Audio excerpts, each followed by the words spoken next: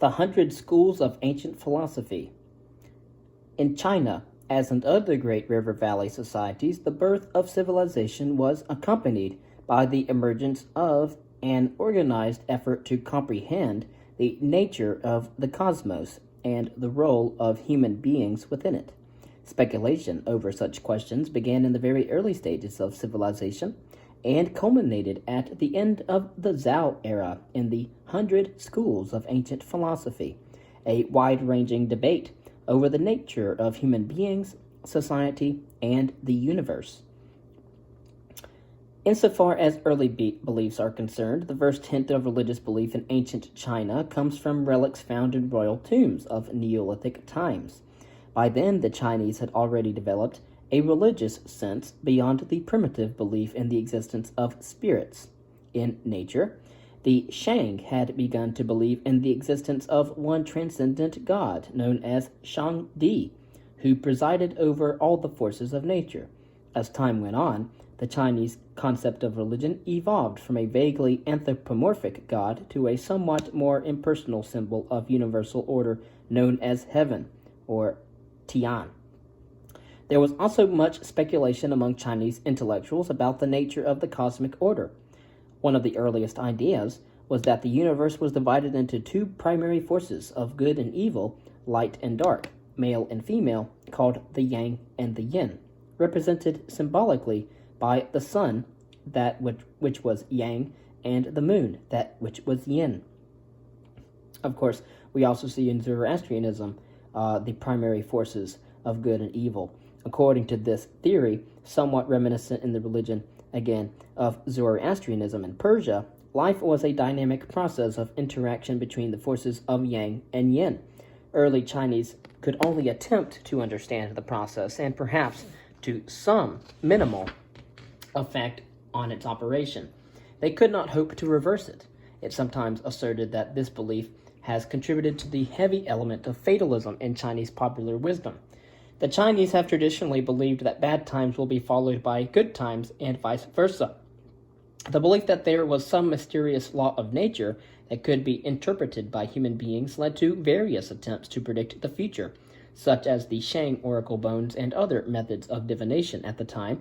Philosophers invented many ways in ancient antiquity to interpret the will of nature, while shamans playing a role similar to that of the Brahmins in India were employed at court to assist the emperor in his policy deliberations until at least the 5th century CE. One of the most famous manuals that was used for this purpose was the I Ching, known in English as the Book of Changes. Confucianism. Efforts to divine the mysterious purposes of heaven notwithstanding, Chinese thinking about metaphysical reality also contained a strain of pragmatism, readily apparent in the ideas of the great philosopher Confucius. Confucius was born in the state of Lu, in the modern province of Shandong, or Shandong, in 551 BCE. After reaching maturity, he apparently hoped to find employment as a political advisor in one of the principalities into which China was divided at that time, but he had little success in finding a patron. Nevertheless, his ideas, as contained in the Analects and other works attributed to him, made an indelible mark on Chinese history and culture. In conversations with his disciples contained in the Analects, Confucius often adopted a detached and almost skeptical view of heaven. He said that if you are unable to serve men, how can you serve the spirits? If you do not understand life, how can you understand death? In many instances, Confucius appeared to advise his followers to revere the deities and the ancestral spirits, but to keep them at a distance. Confucius believed that it was useless to speculate too much about metaphysical questions, better by far to assume that there was a rational order to the universe and then concentrate on ordering the affairs of this world. Confucius and his interest in philosophy then was essentially political and also ethical. The universe was constructed in such a way that if human beings could act harmoniously in accordance with its purposes, their own affairs would prosper. Much of his concern with this was with human behavior. The key to proper behavior was to behave in accordance with the Tao, or the way. Confucius assumed that all human beings had their own Tao, depending on their individual role in life, and it was their duty to follow that. Even the ruler had his own Tao, and he ignored it at his peril, for to do so could mean the loss of the mandate of heaven. The idea of the Tao is reminiscent of the concept of Dharma in ancient India and played a similar role in governing the affairs of society for thousands of years. Two elements in the Confucian interpretation of the Tao are particularly worthy of mention. The first is the concept of duty, and you may also see that in Immanuel Kant as well in the 18th century, but it was the responsibility of all individuals to subordinate their own interests and aspirations to the broader need of the family and the community. Confucius assumed that if each individual worked hard to fulfill his or her assigned destiny, the affairs of society as a whole would prosper as well. In this respect, it was important for the ruler to set a good example. If he followed his kingly way, the beneficial effects would radiate throughout society. The second key element is the idea of humanity, or sometimes translated as human-heartedness. This concept involves a sense of compassion and empathy for others.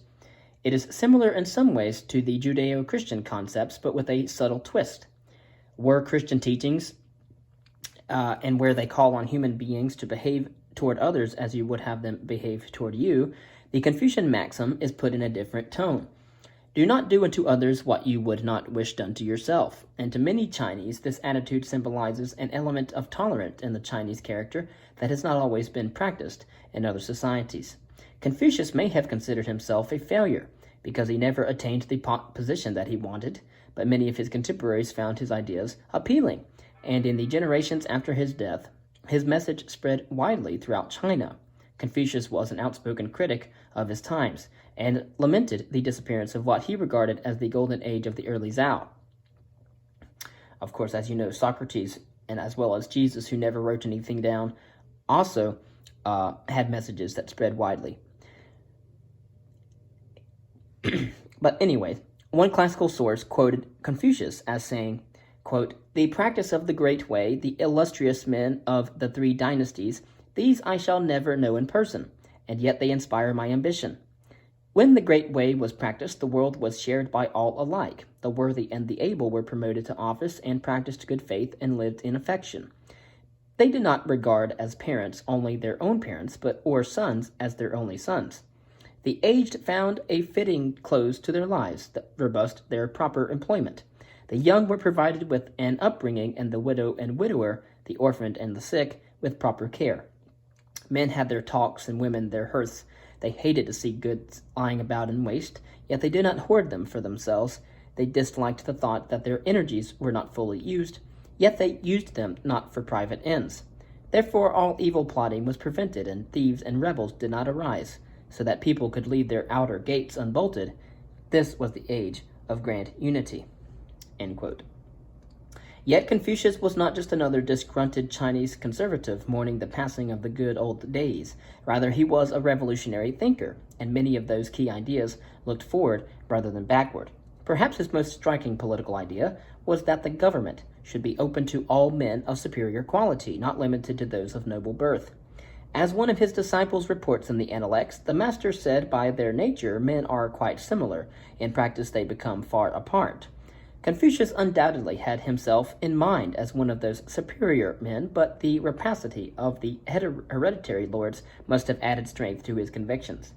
The concept of rule by merit was, of course, not an unfamiliar idea in the China of his day. The rights of Zhou had clearly stated that the king deserved to rule because of his talent and virtue, not as the result of noble birth. In practice, however, aristocratic privilege must often have opened the doors to political influence, and many of Confucius's contemporaries must have regarded his appeal for government by talent as both exciting and dangerous. Confucius did not explicitly question the right of the hereditary aristocracy to play a leading role in the political process, nor did his ideas have much effect in his lifetime. Still, they introduced a new concept, however, that was later implemented in the form of a bureaucracy selected through a civil service examination, which we will discuss later on in Chinese history.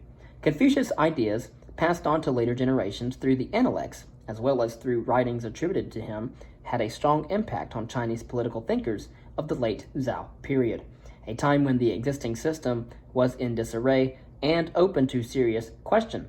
But as with most great thinkers, Confucius's ideas were sufficiently ambiguous to be interpreted in contradictory ways. Some, like the philosopher Mencius from 370 to 290 BCE, also stressed the humanistic side of Confucian ideas, arguing that human beings were by nature good, and hence could be taught their civic responsibilities by example. He also stressed that the ruler had a duty to govern with compassion.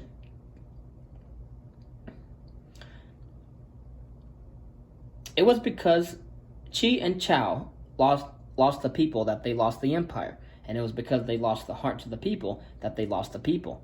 Here's the way to win the empire. Win the people, and you win the empire. Here's the way to win the people. Win their hearts, and you win the people. Here's the way to win their hearts.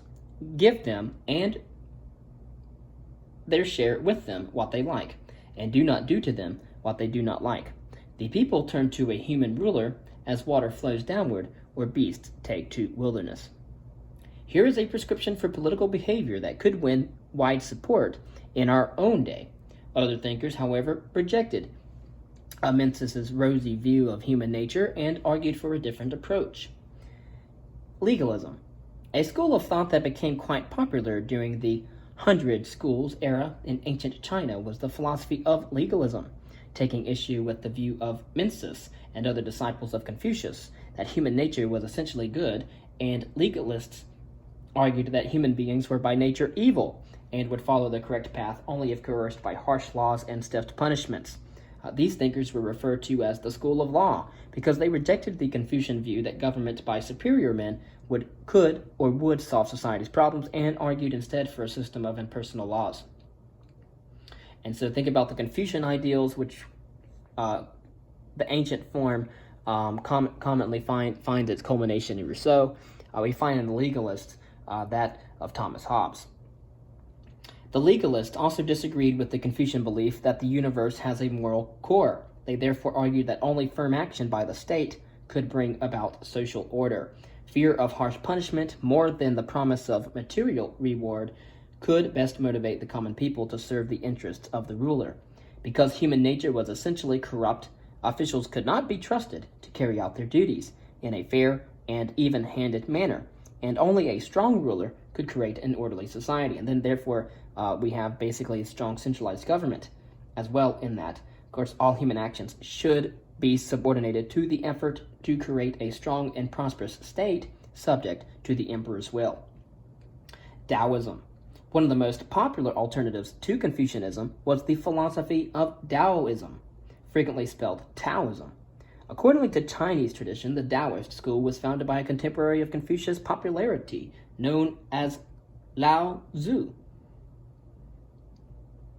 Lao Tzu, or the Old Master. Modern scholars, however, are skeptical that Lao Tzu actually existed.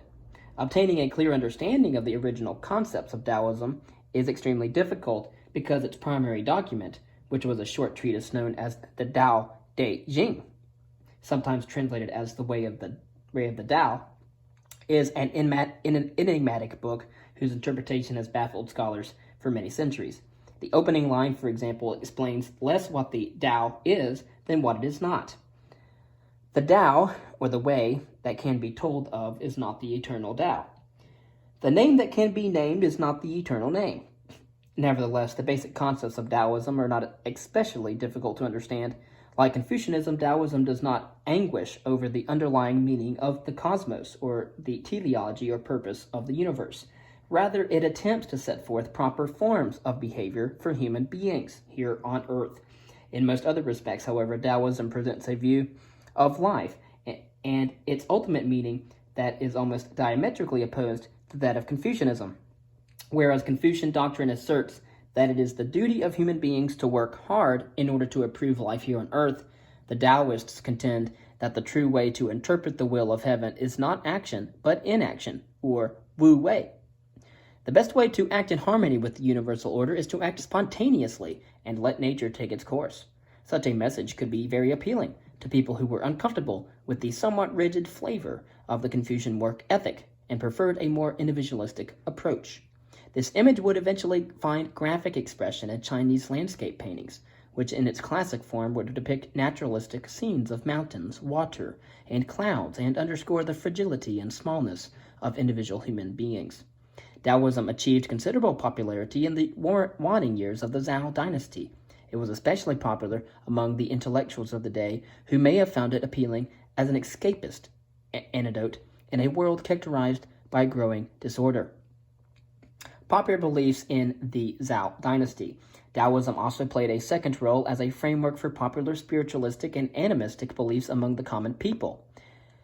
Popular Taoism was less a philosophy than an actual religion. It comprised a variety of rituals and behaviors that were regarded as a means of achieving heavenly salvation or even a state of immortality on earth. Taoist sorcerers practiced various types of exercises for training the mind and the body, in the hope of achieving power, sexual prowess, and long life.